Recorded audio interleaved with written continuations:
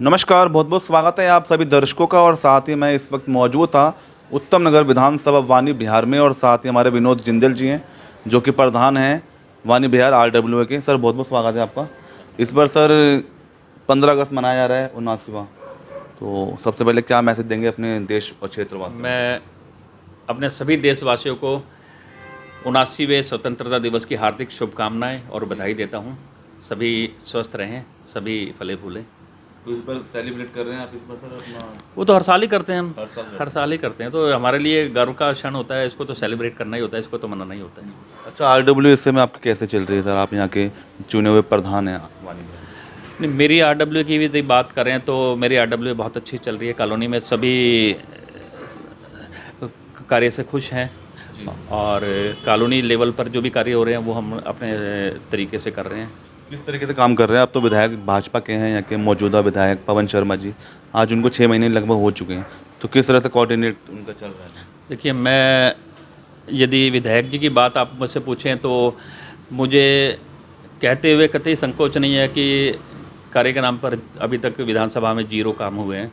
और जहां उनके कार्यकर्ता रोज़ाना शोर मचाते थे, पहले 6 महीने पहले तक जगह जगह जाके वीडियो डालते थे, आज कोई कार्यकर्ता मुझे नज़र नहीं आता। उनके कार्यालय पर यदि महिलाएं जाती हैं तो महिलाओं को मारा पीटा जाता है। अभी हाल ही में आपने देखा होगा कि कुछ महिलाएं अपनी शिकायत ले गई, उनको इतना ज़बरदस्त मारा पीटा गया कि उनके खून तक निकल आए, हॉस्पिटलाइज कराना पड़ा। ये कार्यशैली है पवन शर्मा जी के कार्यकर्ताओं की और पवन शर्मा जी की। अच्छा, तो कोई काम नहीं हो पा रहा है? बता रहा हूँ, जहाँ कार्यकर्ता अपनी महिलाएं सुरक्षित नहीं है उसमें बाकी कार्य कैसे होगा। जहाँ महिलाएं अपनी समस्याएं लेकर जाती हैं विधानसभा में, कार्यालय में विधायक के, और वहाँ उनके साथ मारपीट की जाती है, उनको लहूलुहान कर दिया जाता है, तो वहाँ कार्य कहाँ आप उम्मीद करते हैं? तो आगे भी क्या उम्मीद लगाई जाए फिर इलाके के लिए सर? अब सरकार बीजेपी की दिल्ली में देखिए, उम्मीद तो ये है कि 5 साल अब जो विधायक बैठे हो तो बैठेंगे, कार्य नहीं करेंगे या करेंगे ये उनकी अपनी इच्छा पर है। परंतु जनता जो है विधानसभा की नहीं, पूरी दिल्ली की जो जनता वो त्रस्त हो चुकी है बीजेपी से। यदि उनका बस चलता तो शायद आज ही बदल देती है वो सरकार को, लेकिन मजबूरी है, 5 साल उनको झेलना पड़ेगा। और दिल्ली में जो झुग्गियाँ जो आप लगातार देख रहे हैं, झुग्गियाँ तोड़ी जा रही है, स्लम तोड़े जा रहे हैं, मतलब 6 महीने के आते ही सरकार ने जो एक्शन लिए। देखिए, मैंने आपको पहले बताया था, झुग्गियाँ इन्होंने बताया जी आम आदमी पर आरोप लगाया था। अब मैं ये पूछ रहा था, पिछली बारी मैंने आपको बताया था कि क्या केजरीवाल जी अपने साथ दिल्ली में झुग्गियाँ लेके आए थे? झुग्गियाँ तो जब से देश आज़ाद हुआ तब से हैं। बीजेपी का भी राज रहा, कांग्रेस का भी राज रहा, तब उनको झुग्गियाँ नज़र नहीं आई थी, आज उनको झुग्गियाँ नज़र आ रही हैं। 12 साल इतना अच्छा राज रहा दिल्ली में, केजरीवाल जी ने अच्छी सरकार दी, इतनी मेहनत करके इतने अच्छे स्कूल बनाए, इतने अच्छे हॉस्पिटल बनाए, इतनी अच्छी शिक्षा दी, इतना अच्छा महिलाओं के लिए CCTV कैमरे और बसों में सुविधाएं दी। जब ये सारे काम हो तो उनको और कोई मुद्दा नहीं मिला, तो उन्होंने सोचा झुग्गियों को ले लेते हैं। झुग्गियाँ तो 1947 से हम देख रहे हैं। आज कोई केजरीवाल जी अपने साथ नहीं लेके आए थे झुग्गियाँ दिल्ली में। अच्छा, अभी कोर्ट का जो आदेश है, अभी जैसे आवारा कुत्तों को लेके जो उनके लिए शेल्टर होम बनाए जा रहे हैं, ये कदम कैसे लगते हैं सर?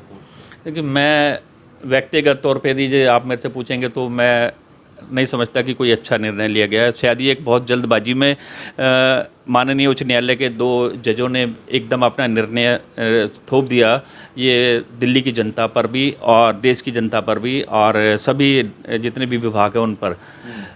मैं सिर्फ एक छोटा सा आपसे सवाल आपके चैनल के माध्यम से पूछना चाहता हूँ कि देश में या दिल्ली में तो इंसान भी दरिंदगी पार कर चुके हैं। इन्होंने भी अपनी हवस के लिए और दरिंदगी के सारे मायने पार कर दिए हैं, सारे पैमाने पार कर दिए। इन्होंने बड़ी लड़कियों की, महिलाओं की हत्याएं की हैं।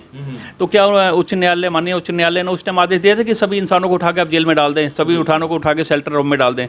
मैं इस बात से सहमत नहीं हूँ कि एकदम ये निर्णय, शेल्टर होम कहाँ शेल्टर होम है आपके पास? दूसरी बात, सभी कुत्ते एक जैसे हैं ऐसा नहीं, आप इसका सर्वे कराइए।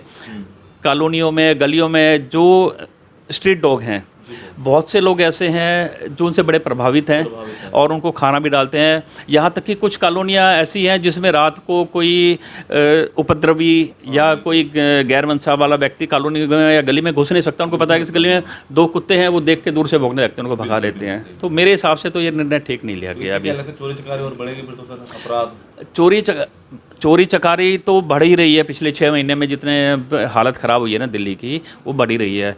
मेरे हिसाब से जहाँ तक माननीय उच्च न्यायालय को ये सब निर्णय थोपने से पहले ये लगाना चाहिए था कि आप अपने पहले इसका सर्वे करवाते। आपके पास टीम है, आपके पास नगर निगम है, आपके पास हेल्थ डिपार्टमेंट है, उनसे पता करते कि किस क्षेत्र में कितने स्ट्रीट डॉग हैं, उनके लिए इंजेक्शन का प्रावधान किया जाता। वहाँ या तो उनको उठा के इंजेक्शन लगवा के छोड़ दिया जाए, या फिर उनके क्षेत्र वाइज इंजेक्शन लगा दिया जाए। आप मलेरिया के लिए, डेंगू के लिए घर घर जाके दवाइयों का छिड़काव कर रहे हैं ना, आप इसका भी सर्वे करा सकते थे। ये कुछ भी नहीं था, लेकिन उठा के सीधा कि उठा के शेल्टर होम में डाल दिया जाए। कहाँ शेल्टर होम है बताइए, आपने कब बनाया शेल्टर होम? अच्छा, राहुल गांधी जी जो फर्जी वोटरों को लेके जो चुनाव आयोग पे जो तंज कस रहे हैं, इसमें कुछ कहना चाहेंगे? तो राहुल गांधी जी तो एक होता ना विद्यार्थी, नकलची विद्यार्थी।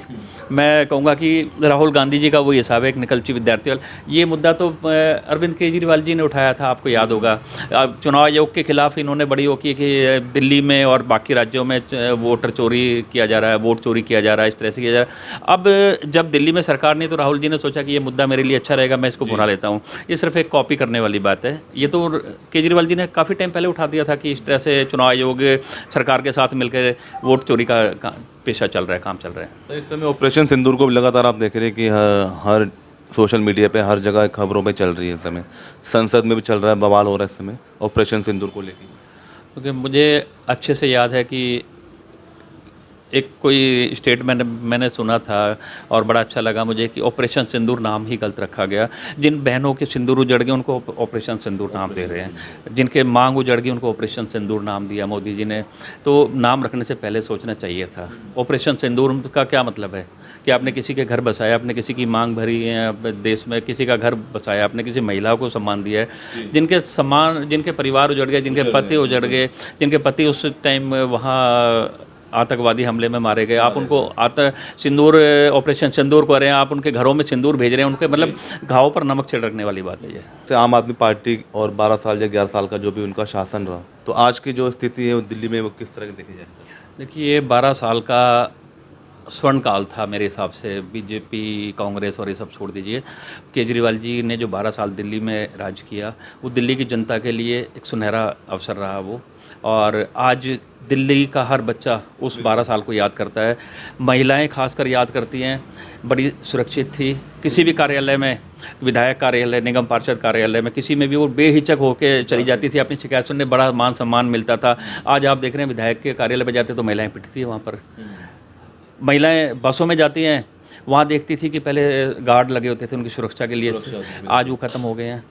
कॉलोनी में कैमरे लगे हुए थे, सीसीटीवी कैमरे लगाए थे। ज़्यादातर कैमरों का इन्होंने टेंडर कैंसिल कर दिया, सीसीटीवी कैमरे का काम बंद कर दिया इन्होंने।